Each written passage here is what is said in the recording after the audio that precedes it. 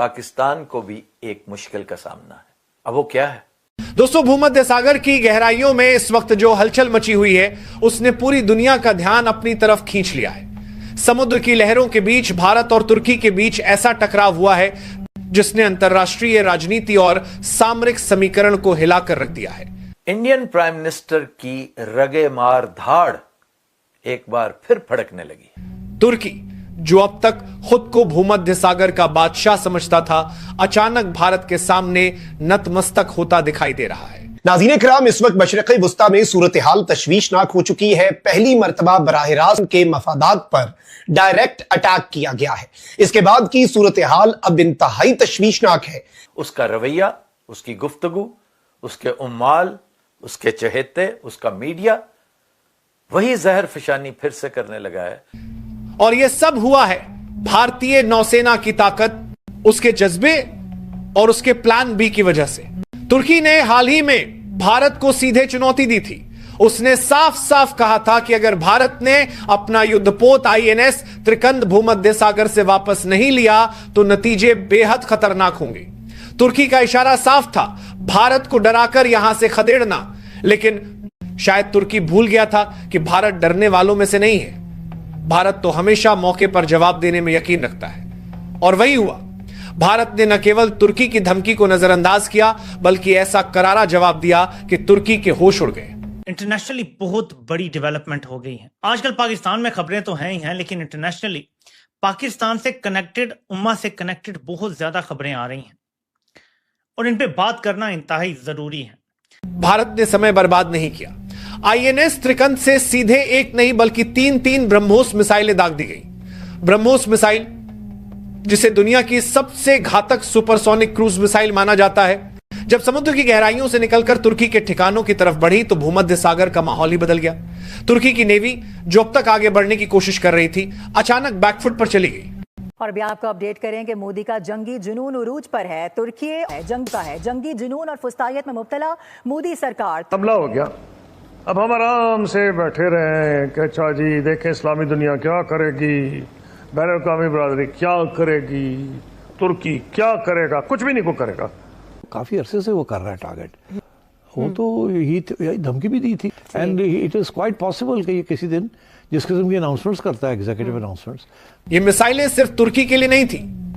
दरअसल इनके पीछे साफ संदेश था कि जो भी देश भारत के खिलाफ खड़ा होगा, चाहे वह तुर्की हो या सऊदी अरब, उसे भी परिणाम भुगतने पड़ेंगे।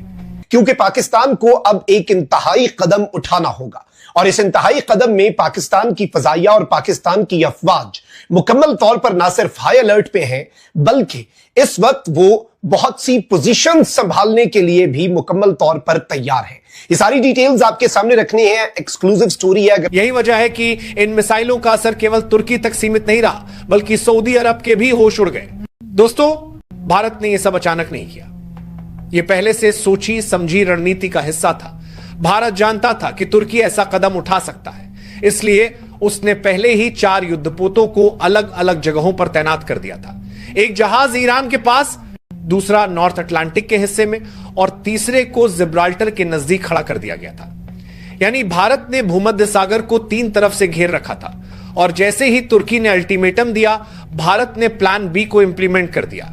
इसके बाद तो हालात ही बदल गए। तुर्की जो धमकी दे रहा था वही अब पीछे हटने लगा। उसने अपने नेवल शिप्स को पीछे बुलाना शुरू कर दिया और भारत के लिए रास्ता खोल दिया। यही नहीं, तुर्की ने यह भी कह दिया कि इस मामले को वो बाद में सुलझाएगा, जो आज से महीना 1.5 महीना पहले वो करते आए हैं। थोड़ी देर के लिए जैसे एक वक्फा होता है ना, अब वो फिर से अपने फर्मे में वापस आ रहे हैं। अब इंडियन फॉरेन सेक्रेटरी की गुफ्तगू सुनिए, जिसपे बार बार वो चिल्ला कर कह रहे हैं। दूसरी तरफ एहसन इकबाल जैसे होनहार वजीर इसे डाउन प्ले कर रहे हैं। और यही सवाल जब रॉयटर्स के नुमाइंदे ने उनसे पूछा कि जनाब बजट में कैसे आप नुकसान पूरा करेंगे, तो वो ये कहने लगे कि IMF से कहेंगे कि हमारे नुकसानात कम करने में मदद करे। वैसे क्या आसान नुस्खा ढूंढा है? अगर ये काम भी IMF नहीं करना है तो जनाब आप किस मर्ज की दवा है? क्या आपका काम सिर्फ ये झूठे अवाम को ख्वाब दिखाना और दावे करना रह गया है? अगर रोध होके आलमी सियासत का फायदा उठाकर आपने IMF से मजीद कर्ज ले भी लिया ना, तो भुगतना तो फिर इसी आवाम ने है। आपका क्या है? अगर आज आप सब इस वक्त इम्पोर्टेंट चीज ये डिस्कस हो रही है कि पाकिस्तान की जो पॉलिटिकल लीडरशिप और मिलिट्री लीडरशिप जो है उनकी मुलाकात हुई है व्हाइट हाउस में डोनाल्ड ट्रंप के साथ। और डॉक्टर साहब, जो सेंट्रल सवाल है वो मैं पूछना चाहता हूँ, हर बंदा पाकिस्तान के अंदर भी और दुनिया में एक सवाल का जवाब पूछना चाहता है कि ये हुआ क्या है। कुछ American satellites have discovered that there is some genuine presence of rare earth materials, क्योंकि ऑलरेडी $500 मिलियन कमिट कर दिए हैं डोनाल्ड ट्रंप ने, यूएस ने, to invest in Pakistan. Already इस मीटिंग से पहले ही दे चुके थे $500 million to basically look for rare earth materials. Cobalt को भी देख रहे हैं, सोना को भी देख रहे हैं, टंगस्टन को भी देख रहे हैं। So they are looking at many serious materials. दूसरी चीज ये है कि ये जो इंडिया के प्रवीण सोहनी है, उनकी एक थियरी है कि it is possible that Donald Trump is going to look at certain Middle Eastern countries और उस खित्ते के मुल्कों को थ्रू पाकिस्तान। तो आपने सुना होगा कि जो बागराम जो बेस है उसकी negotiation wants that base. So there seems to be some नया खेल चल रहा है सेंट्रल एशिया का, that America wants back into the AFPAC region। So obviously then the gateway to AFPAC region is Pakistan जो पहले था। So are we going back to 2019 वाली पॉलिटिक्स, जियो पॉलिटिक्स उस खत्ते की। दूसरी चीज ये है कि now some people are trying to say कि इंडिया को बैलेंस करने के लिए पाकिस्तान के साथ स्ट्रेटेजिक पार्टनरशिप इंप्रूव कर रहे हैं, which is kind of counter productive, क्योंकि इंडिया को पार्टनर बना रहे थे टू बैलेंस चाइना।